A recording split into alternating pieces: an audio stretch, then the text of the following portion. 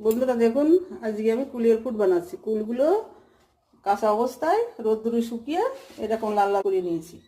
এখন এইগুলোকে আমি ফুট তৈরি করব। গ্যাস জ্বালিয়ে দিলাম, কড়াইটা বসিয়ে দিয়েছি।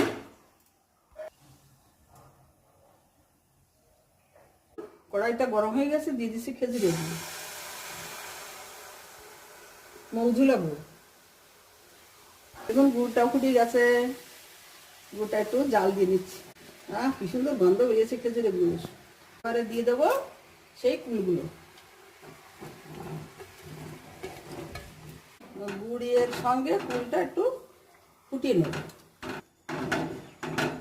কুল দিয়ে আর গুড় দিয়ে জাল দিয়েছি, কত সুন্দর লাগছে। কুলের ফুট আমার রান্না হয়ে গেছে, আমি এখন নামিয়ে নেব। কি সুন্দর গন্ধ বেরোচ্ছে, টক টক মিষ্টি মিষ্টি গন্ধ। তৈরি হয়ে গেছে আমার কুলের ফুট।